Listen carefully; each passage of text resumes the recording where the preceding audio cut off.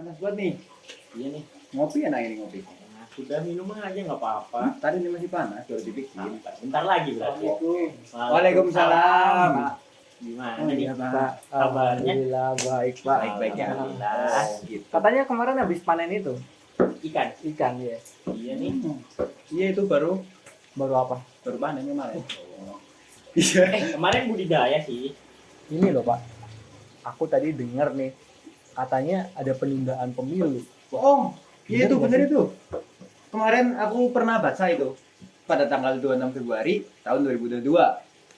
Narasi yang diberikan oleh seorang ketua partai yang mendengar masukan dari berbagai pihak seperti pengusaha, pemilik UMKM, hingga analis ekonomi. Atas dasar tersebut, beliau mengusulkan penundaan pemilu selama 1 atau 2 tahun. Iya bener. Itu semua juga berdasarkan atas 3 alasan loh. Alasan pertama, para pelaku ekonomi biasanya akan membeku menjelang atau selama pemilu.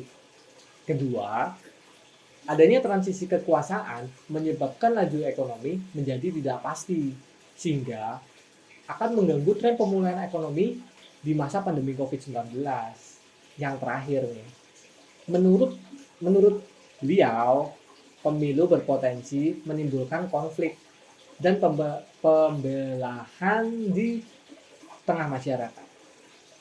Tak sampai di situ, beliau juga meyakini bahwa klaimnya tersebut didasarkan pada 100 juta big data. Hal itu juga didukung oleh Bapak Luhut Panjaitan.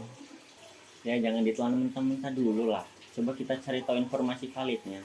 Karena jika kita menilik dari Undang-Undang Nomor 7 Tahun 2017 tentang pemilihan umum, pemilu itu dapat ditunda loh. Salah satunya itu karena kerusuhan.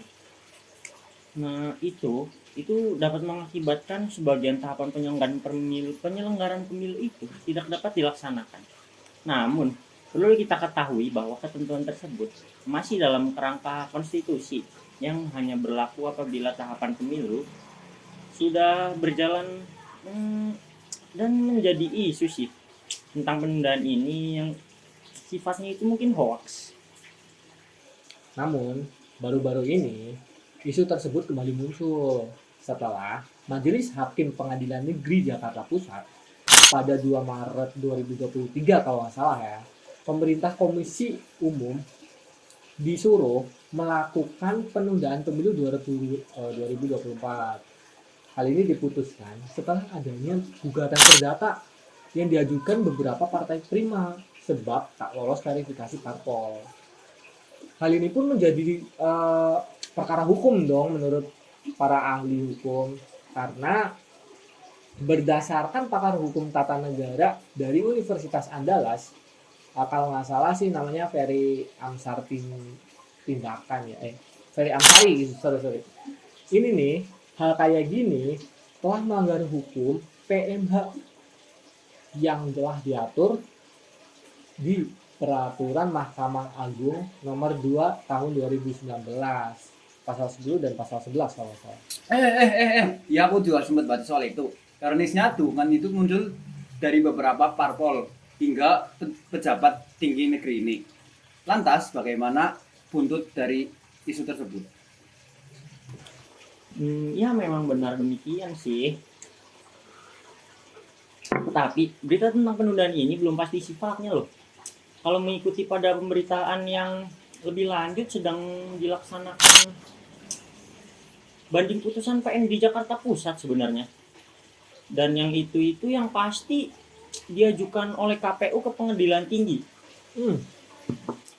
Kalau berdasarkan etika profesi nih ya, majelis hakim itu jelas sudah melanggar hukum dong.